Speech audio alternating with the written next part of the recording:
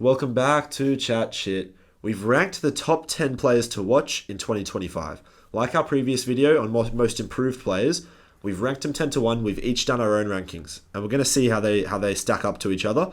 Maybe you tell us in the comments who had the better list and who did we miss out on? Who's the player that you're most looking forward to watch in 2025? This was a really tough criteria to work with because you've got young players who are looking to really explode. You've got veterans who might have had an off-season, but you're looking to watch them in 2025. So yeah, we can go anywhere with this. But I'll jump straight into my number 10. I've got Matt Roberts as number 10. He was a top 40 player in the competition in the last 6 weeks. Like player ratings? Player ratings, Yep. top 40 player. And I think he's only getting better. I think they might give him a more influential role at the Swans in the 2025 season. And I'm really excited. My number 10 is Harley Reid, who you could have a lot higher, but I wanted to chuck some sort of rogue ones up there. Harley Reid, what a player to watch he's going to be, because he is a special sort of talent who knows he has no upper limit, and just can't wait to see what he does with the year of experience under his belt. My number 9, I have Mac Andrew. So yeah, this guy's just going to keep getting better and better and better. And off the back of his massive contract, he's going to want to get Gold Coast into a finals berth. And I think he's really got the capability to do that. We're not sure where he's going to be playing the majority of his time, if it's going to be forward or back, especially with Lukosius looking to leave. I believe his best footy will be in the back line as an intercept defender, but I'm really excited to see what he has to bring. If Dimmer gets Dusty over to Gold Coast, imagine Mac Andrew at centre half forward with Dusty roving at his heels. Do you reckon Dusty's going to play footy? Continue playing footy? Apparently, if he does, it'll be at Gold Coast, and Dimmer might pull him over to play a year or two to try and push Gold Coast to finals. I like it. So at number 9, I've got Harry Sheezel. I know he's already one of the best players in the league, but his upward trajectory, it might just continue rapidly. This is a guy who, as soon as North start getting some more wins, he's going to compete for Brownlows. I thought he should have been on the All-Australian bench this year in 2024, and I think 2025, lock him in as an All-Australian selection. I like it. My number 8, I had Harley Reid. It's a little bit boring, but he's only going to get better, and what he did in his first year of footy, I mean, it's just, like you said with Harry Sheezel, it's only up from here. Yep. Number 8, I've got Cam Rayner. You've got him as well? I don't. Had a massive jump in the back half of this year especially. Another guy, much like Harley Reid, who was a number 1 pick in the draft. But it's because of some injuries, it's taken him some time to really come into his own. But now we're starting to see exactly why he's a number 1 pick. Who knows what he'll do in the rest of finals. Still 2 weeks to go. But he is one of the premier small forwards in the comp. He can go into the midfield and pinch hit there. Electric. Can't wait to see him. I'm a big fan of the players that can have 5 to 15 touches in a game and just have a massive impact, really catch your eye. I didn't have him in there. I completely forgot about him, but yeah, I like that pick. My number 7, someone that we've already mentioned, I had Harry Sheezel. So yeah, I'm looking forward to him just having a full season on ball and forward of the ball, because we know in his youth he was a forward. So I think if he can add goal kicking, be a much more impactful player for North Melbourne. Can I tell you, I think this is where we stop having names in common. At number 7, I've got Max Holmes. And he is a guy that can just run all day, is sort of finding the right position. Chris Scott is working with him to try to find where he is best suited, because he is the best player in that Geelong team for the next 5-10 years. He's their gem. And I can't wait to see where they use him. I would not be surprised if he's competing for Brownlow medals, because I think he's a real standout player in that Geelong team. My number 6 is a player that's going to be an absolute weapon of the competition for years to come. That's Sam Darcy. Yep. So the reason he's not higher on my list is because we've already seen sort of what he can do, but still we know that tall forwards take a while to get used to their body, and it takes maybe even 3 to 4 years to get them up to the AFL standard. Yep. And what he did in his first year, he's only going to get better, especially if he goes really hard in another preseason. He's going to bulk his body up a little bit. And if he can add to his goal tally and continue taking these contested marks, extremely exciting. Yep. Move straight on to your number 5, because I had Sam Darcy at 6 as well. I like it. My number 5 is your man. I had Connor McDonald. Yeah. At number 5. You said he might be a sneaky for All Australian on the half forward line next year. I somewhat agree he's going to be in the conversation for that position next year. He is really exciting. That group of 4 small forwards, they call them the Mosquitoes. Yeah. at Hawthorn. But he's one that I don't think people expect him to have this massive bounce, because I think as a name he sort of flies under the radar with Watson, Dylan Moore and Ginnivan. Yeah. I think he's like sort of that fourth one you don't really expect to fly, but he has such huge potential. And can I tell you, I love Sam Mitchell as a coach, and specifically the use of those small forwards. It is so dynamic and so hard to keep track of as an opposition defender or an opposition coach, because you have Jack Ginnivan, who in his time at Collingwood was just a deep small forward. He spends half the time sort of deep roving at the full forward's legs, and then he spends the other time just on the wing. And sometimes you see him cleaning up at full back. You know, they've really got them dynamically moving around. Dylan Moore sometimes comes to the wing. Connor McDonald, sometimes they chuck on the inside. And all these guys can go forward and kick 2-3 goals in a game. So I love the use of those guys, and it's going to be so exciting to watch. And my number 5, I've got Will Ashcroft. Oh, yeah.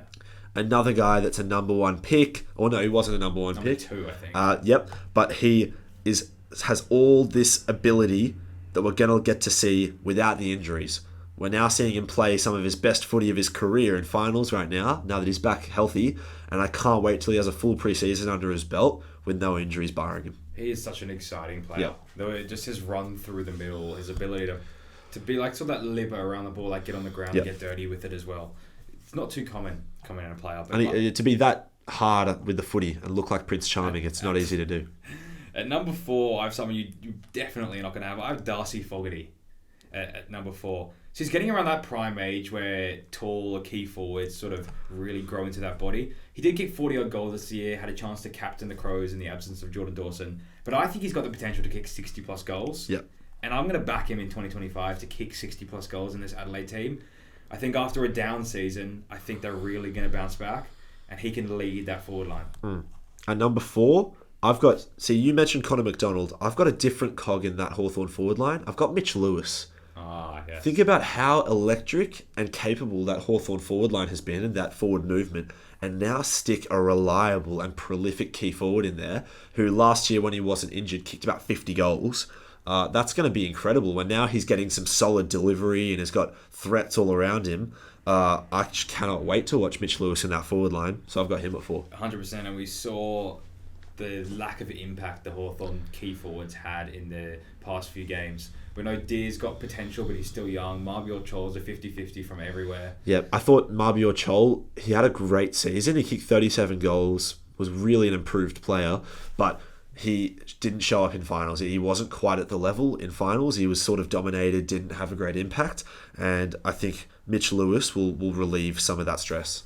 100%. My number 3 is someone that would never have crossed your radar at all. Massive player, though. I have Clayton Oliver at my number 3. Oh, I wish I had him in there now. We knew that he had a problem with his finger coming back. He didn't have the proper preseason because of all the things that were happening with Melbourne and him.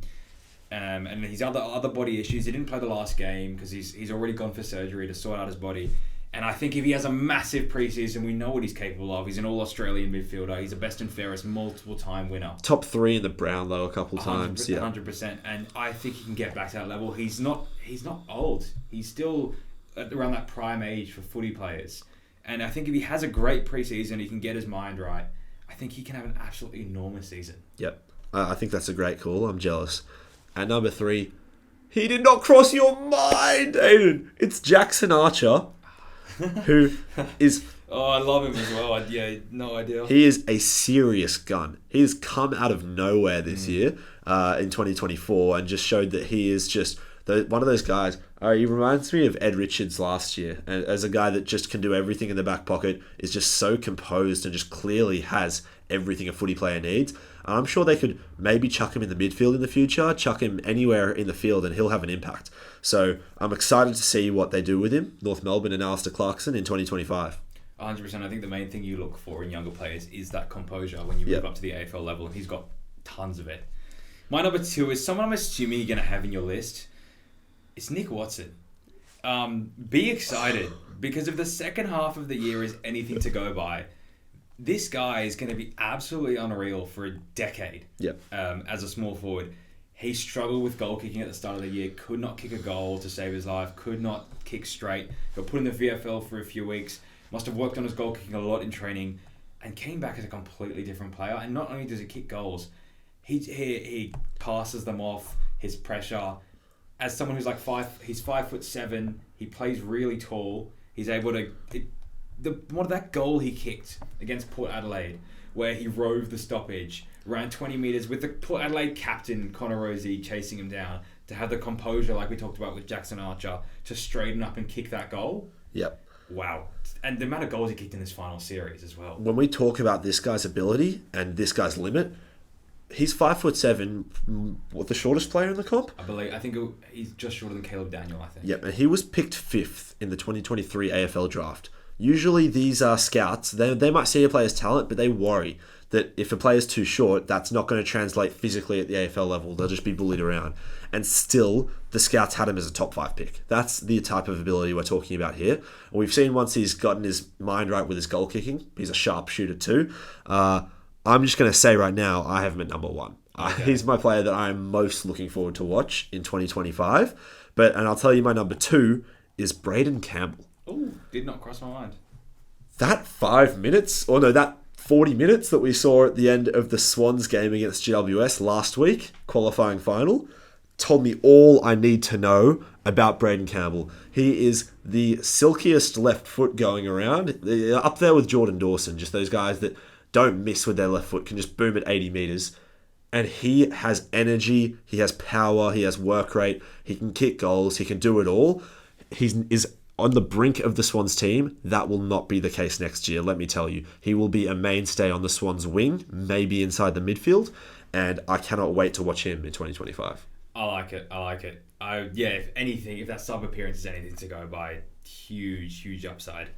My number 1 is someone we have not mentioned at all today. He hasn't been mentioned for the last year in footy. Kadain Coleman is my number 1 player to watch in 2025. After the grand final, we expected him to just explode in this season in 2024. Obviously did that ACL injury in the first game back, and we didn't exactly get to see him off the half-back line. I'm expecting him to come back even stronger in 2025. There were huge expectations of him, especially what he was doing at such a young age, in such a big game in the grand final. Had a massive preseason, was looking to fire everywhere, had him in my fantasy team. Yep. ACL injury, misses the entire season. He's going to have a massive preseason. He's an absolute weapon off halfback, one of the best halfbacks, I think, in the competition at his age before he got injured. And I think the upside on this guy, considering we haven't seen him in a year, considering Brisbane are this good without him at the halfback line, he's going to be extremely exciting to watch. Keep in mind that if Brisbane just find a way to kick a goal in the last minute of that game and get across the line, Kadain Coleman wins a Norm Smith medal. Probably, that's how good he was. He was the best player for Brisbane in a grand final.